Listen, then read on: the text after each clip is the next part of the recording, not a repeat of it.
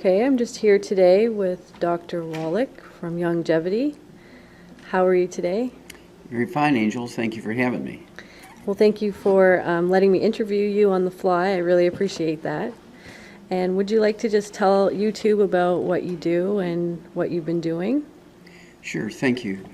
Well, first of all, I think my view on health is different because I have a degree in agriculture. My major is in animal husbandry and nutrition. My minor was in field crops and soils. I also have a degree in veterinary medicine. I also have a postdoctoral fellowship in comparative pathology, where I do autopsies on people and animals. Oh, wow. Oh. Yeah, my biggest project was with the National Institutes of Health. It was an 8-year project called the Center for the Biology of Natural Systems. Did over 20,000 autopsies, which was like 17,000 and some change on over 454 species of animals and 3,000 human beings and 20 million chemistries and 20 million slides of special stains, looking to see. Sorry, how did you keep your mind, like, sane? Yeah, thank you. Well, sure, when you do something like that, you have to have a purpose. It's not just something you're doing for idle purposes. At that time, in the early 60s, it was felt that pollution was going to wipe out the earth, and I was employed to find out what part pollution played in the genesis or the cause of diseases in various species of animals and human beings. And so what I was looking for with all these biochemistries and all these autopsies and the big zoos around the United States and in Canada was to find just how much pollution did have to do with the cause of degenerative diseases. And make a long story short, at the end of the project, there was a 1,200-page book that came out of it that's in the Smithsonian Institute as a national treasure called The Diseases of Exotic Animals, which included the human material.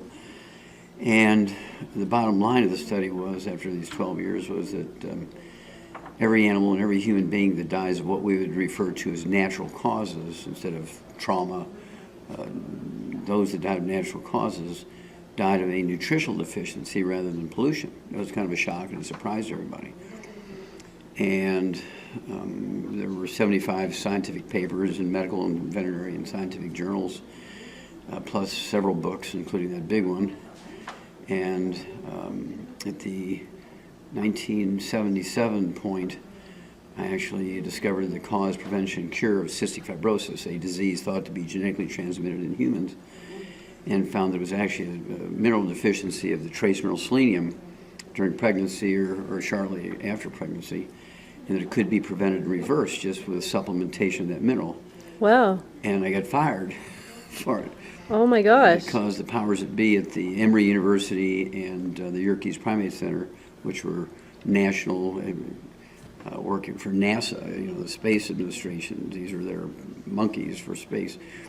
And I was doing autopsies on those monkeys that died of natural causes again. Oh, you mean actual monkeys? Okay, because I thought monkeys. you were talking about like the people from NASA were monkeys. No. These are NASA monkeys. These are little critters with tails. I thought you were being like sarcastic about the people I'm never working. sarcastic. Sorry. I might be aggressive, but not sarcastic. And so they fired me because they said, Wallach, you got to be sniffing glue. There's no way. Everybody knows this is a genetically transmitted disease, and now this is one you got wrong. It's not. But why would they fire you over that? Well, because there's thousands of jobs based on continuing that theory. Oh, I see. Oh, now you got it, right? Yeah. And so I was for the kids, and they were for the jobs. Mm-hmm. Okay. And so that's how I went back to school up in Portland, Oregon, became a primary care physician as a naturopathic physician, so they could treat kids legally. Mm-hmm. To save them from cystic fibrosis. And along the way, went to China, Qishan province, China, 1989, because there was a disease in China, in Qishan province, China, called Qishan disease. It was a cardiomyopathy heart disease where the kids under the age of 10 would die of a heart attack caused by a deficiency of this mineral selenium, the same mineral deficiency I believe caused cystic fibrosis. And I said, if that's correct, if those kids are there dying, 13 out of 1,000 are dying from the selenium deficiency causing this cardiomyopathy heart disease, then some of them have to have cystic fibrosis, if I'm correct. because they're both caused by a selenium deficiency. And that's not too outrageous, because calcium deficiency causes blood clotting problems, osteoporosis, arthritis, high blood pressure, periodontal disease, bone spurs, kidney stones, all these various things that don't seem to be related, but they're all caused by a calcium deficiency. So it's not too outrageous there'd be multiples of diseases caused by a selenium deficiency. Gotcha. So to make a long story short, went to Quezon province, did 1,700 autopsies on kids under the age of 10. Wow, that died must of have this been hard. That's heavy. That's very heavy. But again, it was to save kids. Yep. And so you have to do these things to save the greater Yep. masses. And what I found was that 35% of the 1,700 kids that I did the autopsies on, 35%, fully 595 of them, in addition to dying of cardiomyopathy heart disease, aka Quezon disease, they also had cystic fibrosis, and 100% of them, 1,700 of them, had muscular dystrophy. That was kind of a side finding we weren't expecting. Wow. And so we knew the cause, prevention, cure of muscular dystrophy. Worked it, since I was a primary care physician, I could treat kids with muscular dystrophy and cystic fibrosis. Was able to reverse the, quote, genetic markers, unquote, through supplementation. And this is called epigenetics, where you control how DNA and genes perform with nutrition. Okay, so this is called epigenetics. And my most recent book, which came out last month, is entitled Epigenetics, The Death of the Genetic Theory of Disease Transmission. And to back up a little bit, 5 years ago, we gave Jerry Lewis from the Muscular Dystrophy Telethon, Jerry Lewis, Jerry's Kids, he'd been putting on that telethon for 22 years, and so we contacted Jerry Lewis Productions in Las Vegas, which is his business, and said, Jerry, we don't want any money from the Muscular Dystrophy Foundation for research because we already found the cause, prevention, and cure of muscular dystrophy. Since these are Jerry's kids, you're the ones that kept this disease on the front burner for 22 years with your telethon. Do you want to be the one to make the announcement that the cure has been found? He got excited. He took all these charts to the Muscular Dystrophy Foundation, and the Muscular Dystrophy Foundation fired Jerry Lewis. Holy cow. Yeah, they fired Jerry Lewis. So they don't really want a cure, They in don't other want a words. cure, right? They want the income stream looking for the cure. And That so- is such BS. Yes, I that's can't exactly believe right. that. Well, these two stories on getting fired for firing the cure for cystic fibrosis and finding the cure for muscular dystrophy, Jerry Lewis getting fired over that. These stories are in great details. Names are named, all the situations and days are in there, and the truth will come out. And it's in this book, again, called Epigenetics, and the subtitle is my favorite, The Death of the Genetic Theory of Disease Transmission, because there, in fact, is not a single disease that's genetically transmitted. Anything that appears to be genetically transmitted is caused by nutritional deficiencies of the DNA. In other words, DNA requires minerals and vitamins and amino acids to function properly. And if they're missing, they don't function properly, and you get diseases. And many of them, which are biochemical problems, you can actually put the mineral back, and the genes will then perform properly, and the disease goes away.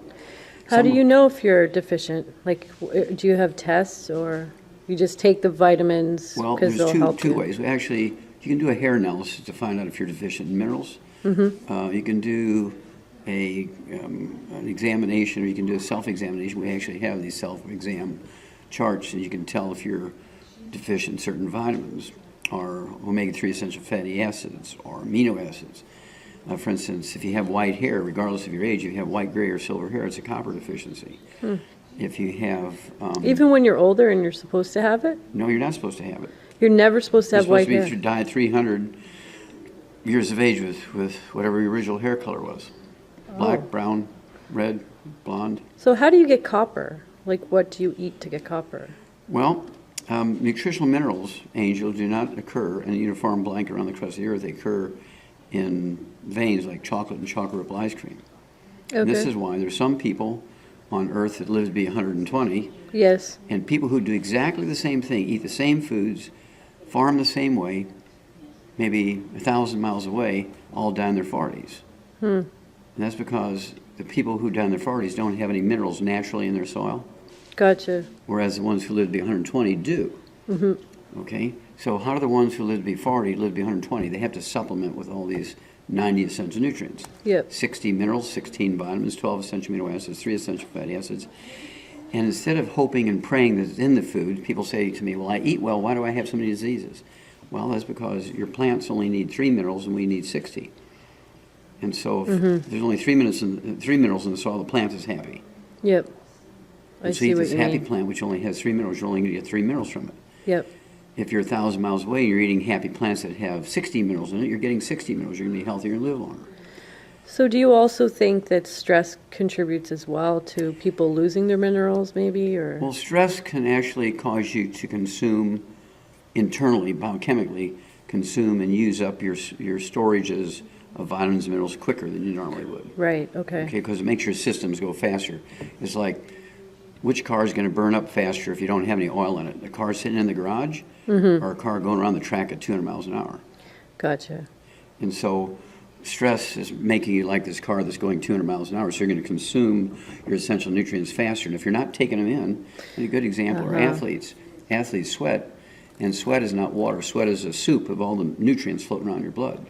So if that athlete only drinks water, he's more likely to get a breakdown in his tendons and ligaments and cartilage and muscles and die earlier than an athlete who is supplementing with all the 90 essential nutrients, replacing what he's sweating out.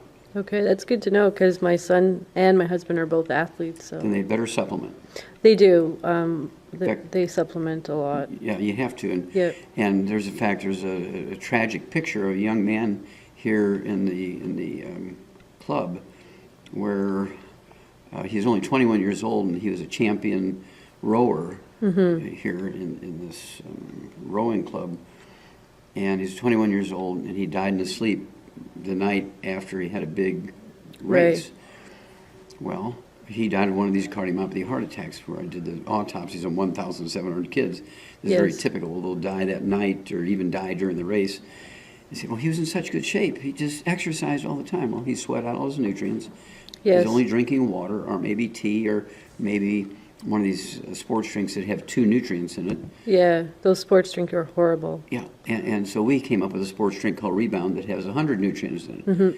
And so we actually have professional teams of all sports, and we have Olympic teams of all sports and individual athletes who, from every sport, including hockey, Yes. rugby, and soccer, and a lot of Canadian sports, who use our programs because they don't break down like people who just drink water or these other sports drinks.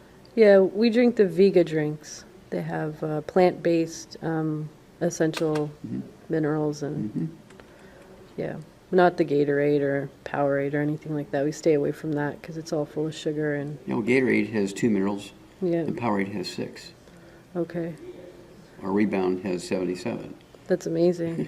Do you know what Vega has? Have you heard No, of Vega? I have to read the label. Yeah. I'd be happy to read the label. And so, what do you do to have fun? What do I do to have fun? Get interviewed by people named Angel. Okay. But yeah, I meet new people all over the place, and You being fly 300 days a year. Well, no, I don't fly that often, but I fly maybe 175 days out of the year because some places I'll stay for 3 or That's 4 crazy. days. Have a central location, go out and have meetings. But Do you find that hard on your body, like being up in the air and No. coming back down, or No. does it hurt your ears? No. No. In 2 months' time, I'll turn 75. I'll be 75. in Wow, 2 you months. don't look 75. Thank you. Most people think I'm about 50. 40 or Yeah, some people think I'm late 40s, mid 50s. Yeah. And I've been taking the 90 essential nutrients, Angel, twice a day. In June, it'll be 68 years. And I started when I was 9. Oh, you started when you were 9. 68 years I've been doing it. So how did you get them how did you have all those minerals when you were 9? Ah, that's the ultimate question, isn't it? Yeah. I began to eat animal supplements. Okay. Animal supplements. Yeah, I ate animal supplements. See, the animals industry knew this 200 years ago. The medical system still doesn't know it. And the advantage I have, the advantage my associates and patients have, is that I'm a veterinarian as well as a physician. Okay. And all my patients, they jokingly and giggly, they say, oh yeah, Dr. Wallach treats me like a dog, but I get better. And so I use everything that they've learned in the animal industry through nutrition for my human patients, and it certainly works. So you knew this when you were 9? Yes, ma'am. But you weren't a veterinarian when you were 9. No, but I was a farm kid.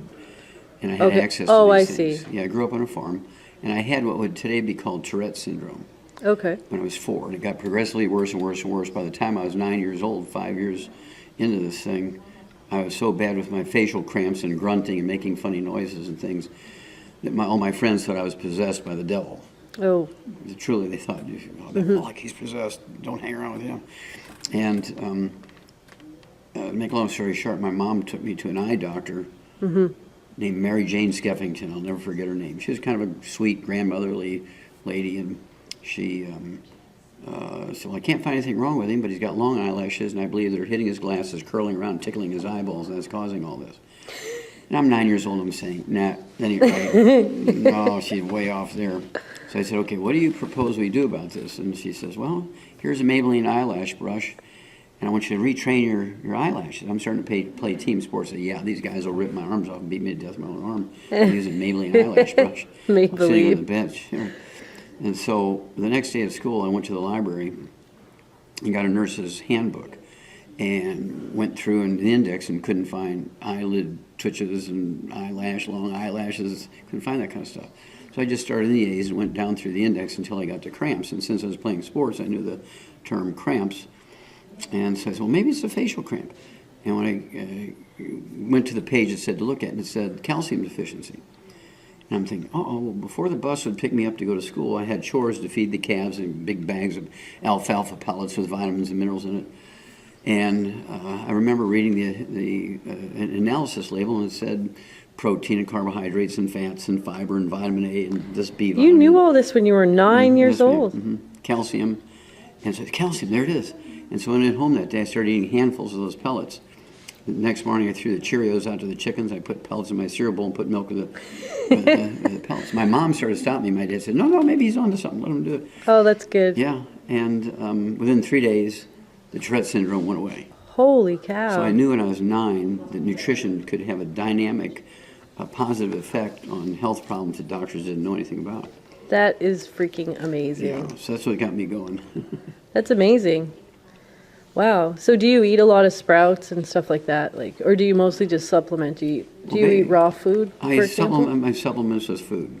Okay. I take the 90 essential nutrients twice a day for a 200-pound man. I take a full dose at breakfast and full dose at dinner. You're not 200 pounds. No, but I'm 155 pounds, but I dose for 200. Oh, I see. So I take a little extra. And I do avoid bad things. I very obsessively avoid bad things like fried foods and Yes. oils and even olive oil and coconut oil, things that would oxidize and turn into trans fatty acids. Oh, you avoid coconut I oil. avoid it like the plague because I it heard will it was supposed oxidize. Oh. Well, people who say olive oil is good and coconut oil is good also thought the earth was flat and the sun rotated around the earth. So I do oil pulling, so that's probably a bad thing then. Mm-hmm. Yeah, I'd be very careful with oils. Now, if you get a coconut and you eat it, it's very good.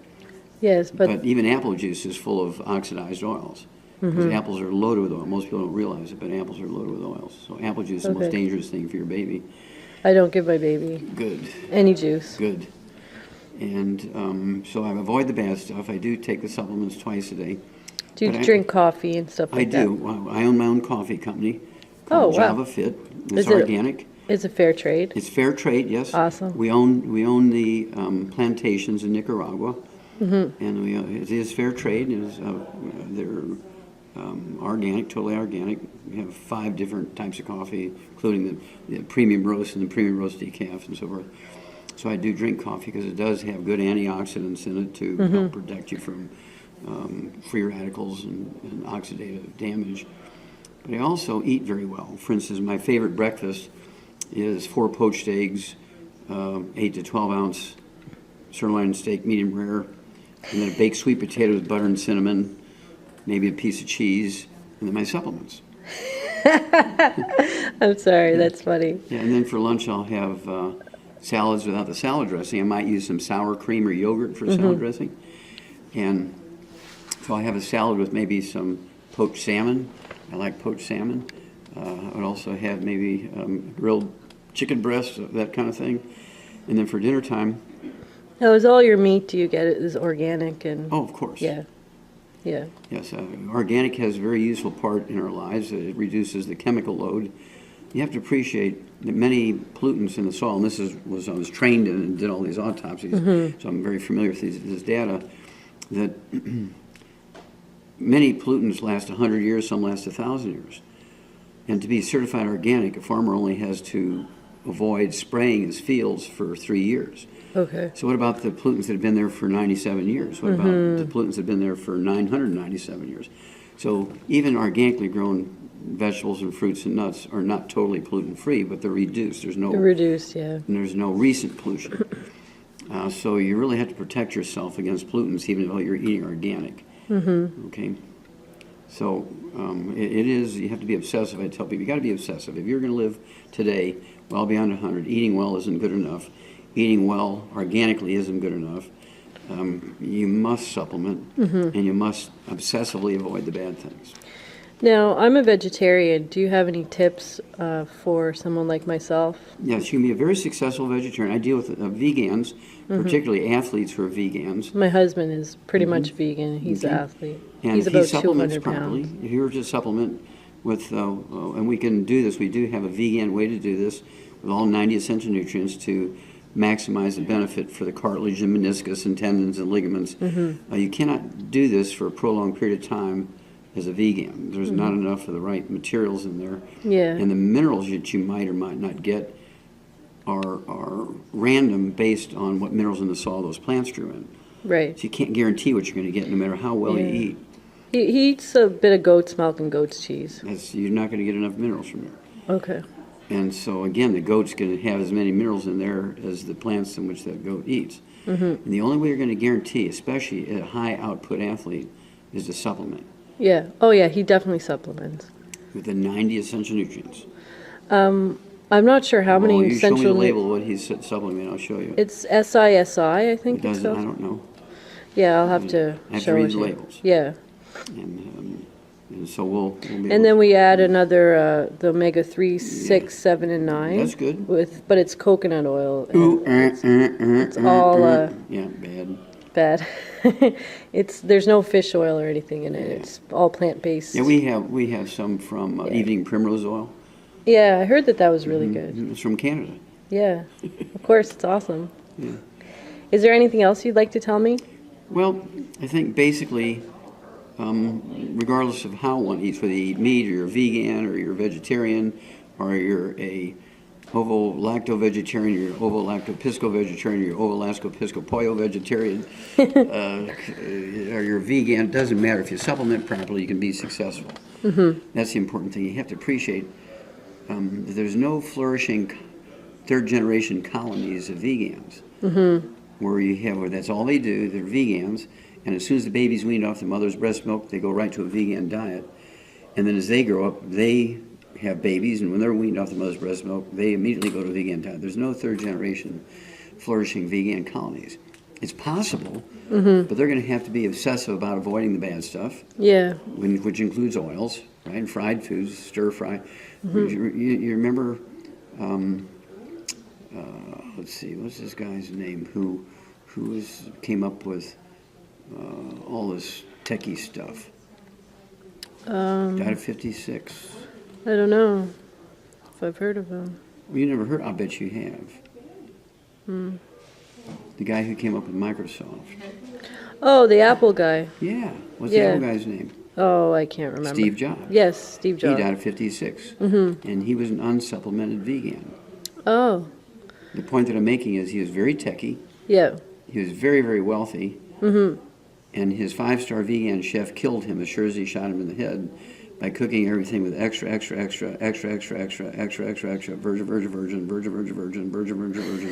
olive oil and coconut oil. Okay. Gave him pancreatic cancer. Wow, I really thought coconut oil was good for you. Well, that's what they say. Not to cook with. But who are they? Yeah, who are they, really? That's true. So it's actually bad for you. Yes. In fact, I learned that back in the 1970s. I was working with the cystic fibrosis kids because the pediatricians who were dealing with cystic fibrosis kids, as these kids would lose weight, they were prone to lots of infections and things would die before they were 12 years old. And they very simple-mindedly thought that if we could just keep these kids having some more weight, if they would just keep their weight on. And they gave the entire cystic fibrosis community coconut oil. Killed them all. Wow. What about coconut water? Well, it depends on how much coconut oil is in it. Okay. And what about putting coconut oil on your skin? Because it does really look you good. absorb it. Yeah, it looks great, though. It Yeah, makes your skin feel good. Steve Jobs looked good, too, until he died. So you think you're saying to avoid coconut oil? Yes. Like the plague. Like the plague. Okay. You know, we'll That's see. great. That's We'll do a that's survey. awesome. We'll do a survey in 10 years and find out the average age of people who died, those that used coconut oil internally and externally, and those that didn't. That's been going around a lot on Facebook to use it, like from so many sources. The It's benefits probably of our enemies telling us to use it. it could be true, and making it seem natural. Well, it is natural, Yeah, I don't know. but so is running over the cliff if you're a buffalo. I was just following the leader. What is your necklace? Oh, this is the Wheel of Life, of course, and this was given to me by one of the Ute brands the Ute bands in Utah for saving one of their holy men. Oh, He had terrible type 2 diabetes and was 400 pounds, extremely overweight, and got him to lose his weight, got rid of his diabetes, and so as a gesture of thanks, they gave me this Wheel of Life, and so I cherish it. The only time I take it off is when I take a shower. it's beautiful. Yes, it is. It just so cherish this. Nice. Awesome. Well, thank you so much for letting me do this interview. Well, thank you, Angel. You're a perfect hostess, and I appreciate you. Thanks.